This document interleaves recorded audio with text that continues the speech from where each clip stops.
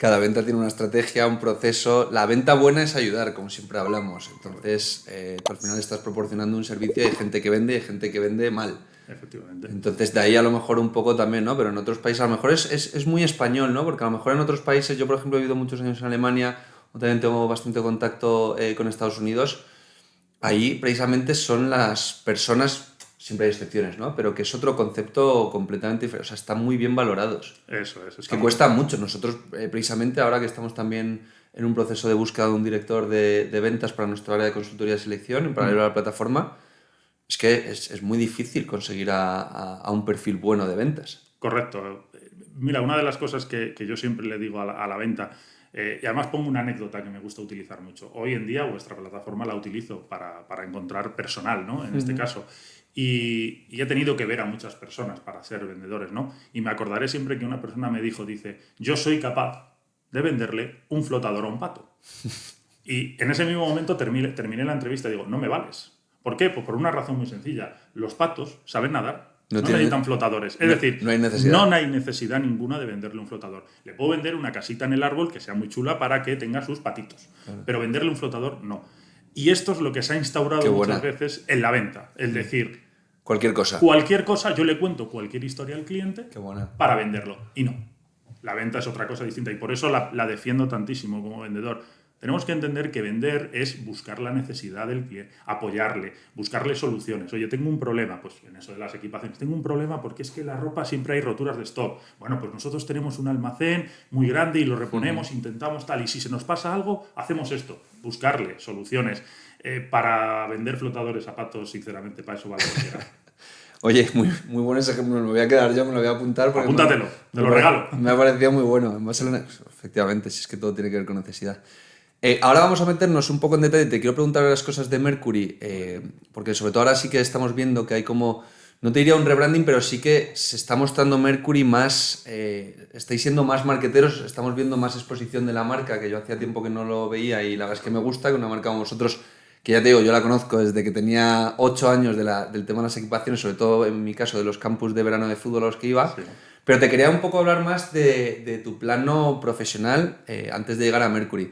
Has estado en todas las grandes españolas, Calderón Sport, Magdadra, Homa. Correcto. Un poco, ¿qué nos puedes definir a modo de resumen de todas estas etapas, tu carrera profesional en el mundo del sector deportivo, más de 20 años, en equipaciones y producto deportivo, todo? Producto deportivo. Bueno, yo llego al mundo del deporte por una casualidad.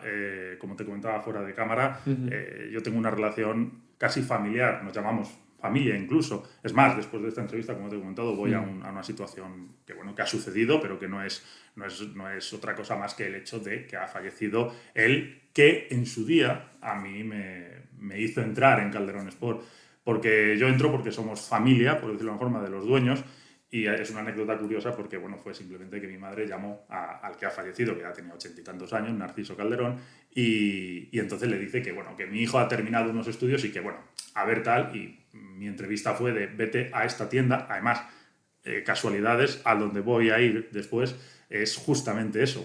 ¿Empezaste en tienda? En una tienda en que me llevaron allí y me hicieron doblar camisetas solamente. No tenían, o sea, no hice ningún tipo de entrevista y pasado 2 o 3 días es cuando ya me dijeron, bueno, pues Fran, vamos a empezar a hacer equipaciones, ¿no? O vamos a empezar a hacer tema de ropa deportiva. Y a partir de ahí fue un proceso de aprender. Calderón me sirvió muchísimo para aprender durante todos esos años. La realidad es que luego ya ha pasado el tiempo y habiendo aprendido tantísimas cosas como aprendí de ellos, surgió la oportunidad de Homa. Surgió de una manera un poco también, vamos a decir, casualidad, vamos a decirlo de esta manera. Homa, un comercial que estaba en la zona, pues deja de estar en Homa, ¿no? Y bueno, pues había también una peculiaridad dentro de Calderón, que bueno, pues lo que suele pasar a empresas, ¿no? Y sobre todo en aquella época, estábamos hace 15 años, no, 10 años, fácil, 10 años o 15 años. Bueno, pues el tema de la irrupción de marcas, del Decathlon, de todo esto, también este tipo de empresas se quedaban un poco pequeñas. Y bueno, pues esta peculiaridad me hizo decir, pues puedo dar un salto, ¿no? Diferente. Y Homa, pues bueno, primero me consideró como idóneo y aparte a los 2 meses me dijo que quería que fuera el gerente comercial en México. Y viví casi, bueno, un año, yo digo 1 año y medio porque antes de ir ya estuve haciendo cosas, estuve visitando y estuve viviendo 1 año en México como gerente comercial de allí con un equipo de comerciales, etcétera. Y Una cosa curiosa de eso es que, bueno, a día de hoy yo sigo teniendo relación con algunos mexicanos y todo eso, y a día de hoy aún siguen trabajando en Homa, parecido a lo que yo de alguna manera instauré de cómo se hacían las cosas, de traer el producto desde España, nutrirnos de su almacén en lugar de estar fabricando en México. Bueno, hicimos bastantes cosas hasta el punto de que fichamos un equipo de primera división, etcétera, que fue campeón de la Copa luego mexicana, ¿no? Bueno, curioso.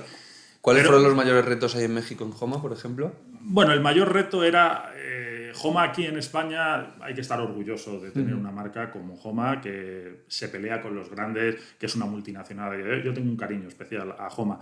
Y allí el mayor reto que era es que allí se conocía, fue además la primera filial, es decir, esto es un poco la historia también de ellos que lo dicen, y es así, ¿no? Y allí sobre todo estaba muy asentado el calzado, y entonces la ropa pues era un poco más difícil. Entonces el mayor reto era conseguir establecer un poco lo que aquí en España tienen tan potente, que es el tema de las equipaciones deportivas, establecerlo allí. Es verdad que en un año pues, se pudo establecer lo que se pudo establecer, pero ese era el mayor reto, intentar conseguir. Sobre todo porque también es, aunque son iguales en el sentido de nuestro idioma, es igual el mexicano, son bastante diferentes a la hora de trabajar, y esto siempre está en la hora, en la horita. O sea, se desvían más, digamos, del foco. ¿Cuesta más? Sí, cuesta menos más. Eficiencia. Son un pelín menos eficientes. Son muy dados al trabajo, están muy manuales aún, pero aún les cuesta un poco ese target, que es también muy herencia nuestra. Es decir, también los españoles tenemos determinadas cosas en esto de esa tranquilidad en algunos aspectos. Ellos lo exponen mucho más. Pero luego, por lo general, yo tuve una muy buena experiencia en México. Y luego pasas a Magyadra. Luego, cuando yo ya decido terminar mi relación con Homa, yo les explico que, bueno, pues a mí, igual que una experiencia la vives y tal, pues consideraba que podía vivir en España perfectamente sin estar a 10.000 kilómetros de mi familia. Te apetecía volver también. Efectivamente, ya me ofrecieron otras cosas y todo. Bueno, yo ahí tomé una decisión un poco personal de decir, mira, me encanta, pero prefiero volver. Y volver a Magyadra no fue una situación de que yo vine y ya estaba Magyadra, sino que yo vine y me puse a buscar un poco como cualquier otra persona. Y surgió una necesidad, y además de la forma más también, todas mis formas, ya lo verás, todas las formas en las que he llegado a las empresas han sido con ciertas casualidades, ¿no? Y en Magyadra fue porque comiendo con mis suegros, a la que termino de comer, me pongo a redactar el típico, las empresas de empleo que había. En su entonces no estaba Impulsing, ¿no? O sea, me hubiese hecho un perfil en Impulsing. Pero no existía, estaba el Infojob, las típicas, ¿no? Entonces me creo y aparece una oferta que dice, buscamos comercial de equipaciones deportivas para instituciones tal. Y dije, esto es para mí. Esta es mía. Pum, le doy y ahí se queda la cosa. Bajamos al coche, mi mujer y yo, en aquellos entonces aún no tenía mis hijos, y bajamos al coche y a la que me monta me dice, tendrías que mandar un currículum a los de Magyadra que vestían los uniformes escolares del colegio, era profesora, del colegio tal. Y digo, ¿de qué razón? A ver si lo busco tal. Al día siguiente me llama la empresa de selección de personal, me quiere hacer una entrevista, me hace la entrevista y termina la entrevista y le digo, oye, ¿cuál es la empresa? Y me dice, Magyadra. Y yo, pues ya está, esto es el destino. O sea, si día de antes me dice mi mujer que tengo que mandar un correo a Magyadra, tal.